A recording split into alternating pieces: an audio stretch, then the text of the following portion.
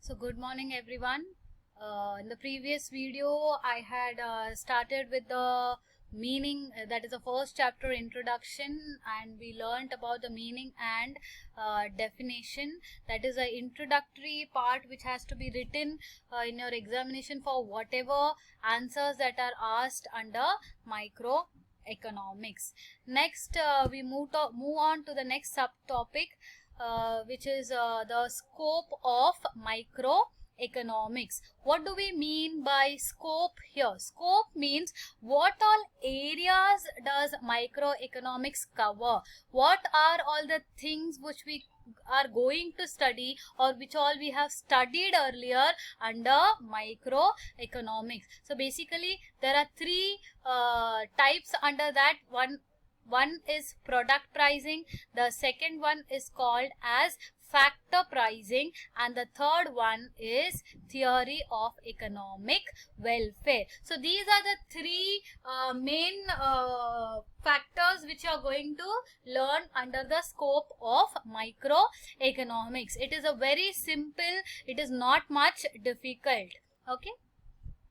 So talking about the scope, as we said earlier, the first type is called as product pricing. What do we mean by the term product pricing? The word itself tells us that product means commodity. Pricing means the price that is given for that particular commodity. So product pricing means the price which we give for that particular product. So how is the price of a particular product determined? Whatever commodities we are buying, there is a price, that is a retail price is kept for that commodity. So how is that particular price determined? For that we need to look at two important market forces, which one is demand and the other one is supply. Okay, so demand as well as supply are the two market forces which determine the price of any product in the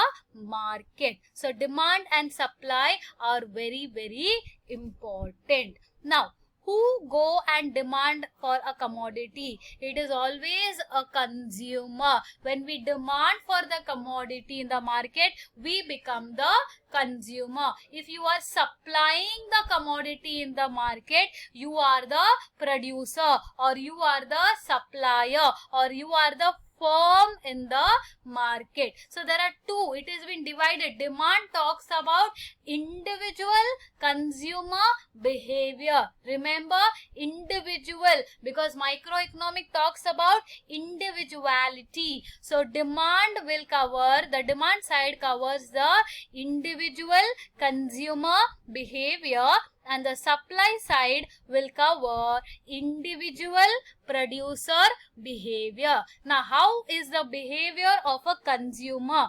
Just think, whenever you go and buy a particular commodity, what is our tendency? Okay, maximum people's tendency will be to buy the best quality, but I should get the best quality at a lesser price. Okay, so to buy the best commodity but at a lesser price. Okay, so quality should be good but the price should be lesser. That is what the consumer behavior is. Similarly, what will be the supplier's behavior, that is a producer's behavior, will be to give maximum output but at a minimum cost of production. What do we mean by this term, minimum cost of production? For the supplier, there will be a cost of production when he is incurring money in the raw material to make a particular commodity. That raw material, whatever money he is investing, it is his cost of production.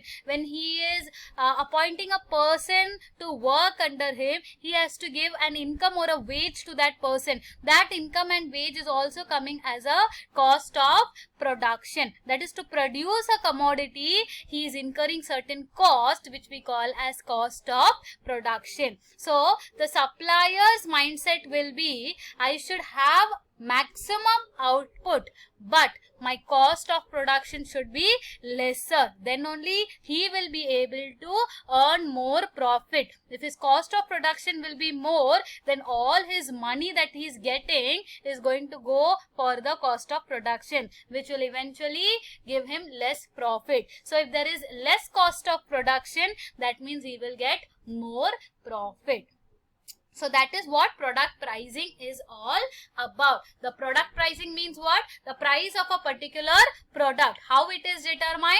By demand and the supply forces. What covers demand? It is the individual consumer behavior. What does the supply analysis talk about? It talks about individual producers' behavior. That is what our first point is all about. Let us go to the second point. Factor pricing. Just as we learned, product pricing means price of a particular product. Factor pricing means price of a particular factor. We have 4 factors of production. Okay, that means land, labor, then we have capital, and then we have entrepreneur. These are the 4 factors. That is, to make a particular commodity, I need these 4 factors. But am I going to get these factors for free? No. If for example, if I have a land, okay, which I am not using, and there is another person who is coming and asking me that I want to use your land for some purposes, so for some official work, okay, then I will be giving my land area for him to do the work, but monthly I am going to ask him for a amount which is called as rent. Similarly, if I want to start up my own business, every work cannot be done by me, so I am going to appoint a person to be working under me. But is that person going to work for free? No. So they are going to demand for an income or a wage. So labor, usually they are going to get wage. Now, I am taking money from the bank to start up my business. I do not have much money, so I go to the bank and apply for a loan amount. That loan amount is what we are calling it as a capital. So that capital, monthly, I am going to pay interest amount for that capital. And at the end, the entrepreneur will always be getting a profit amount. So, the prices that are given to the factors of production, that is land, labor and capital and entrepreneur, they are going to get rent, wage, interest and profit. So, how these rent, wage, interest, profit are distributed to the land, labor, capital and entrepreneur is what we learn under the scope of microeconomics. Okay. Now, we move on to the third one. Theory of economic welfare.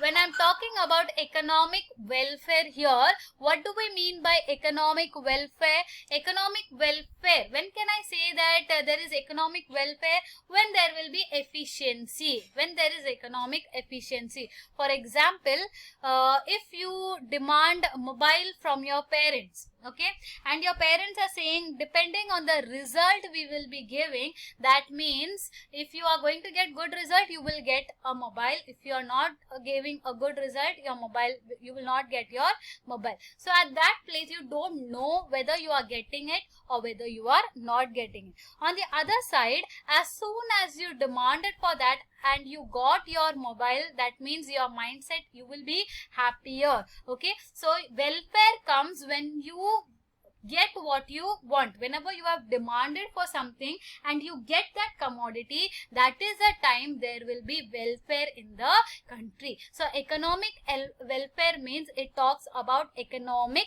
efficiency. Efficiency should be there in what? Efficiency should be there in 3 things. First thing is, that is, in order to have economic welfare in the country, there should be economic efficiency. Efficiency should be in, that is, production. What is efficiency in production? When can I say that there is efficiency in the production? When maximum goods from given resources. That is, as a producer, if I am producing a commodity, in order to have efficiency in production, I should see to it that I should give maximum, I should produce maximum goods but from limited resources. Just because resources are available and I have money, I cannot use that resources more. Okay, I have to see to it, this should be from inside, it should be there for you, that as a good producer, as a good citizen for the country, I should see to it that I will produce maximum commodity but with minimum amount of resources. Why? Because if I'm going to buy more resources, what is going to happen eventually? When I'm buying more resources, I might use, I might not use. If I am using it, then good, but if I'm not using it and if I'm going to throw it, then what have I done?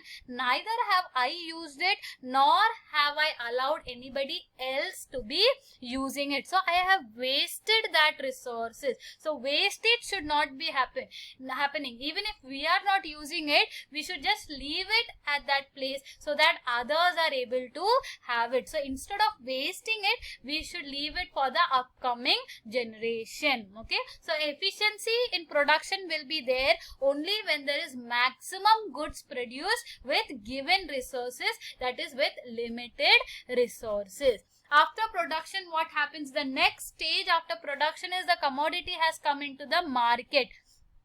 Now I have to consume. So I should see to it that there is efficiency in the consumption. How will there be efficiency in consumption?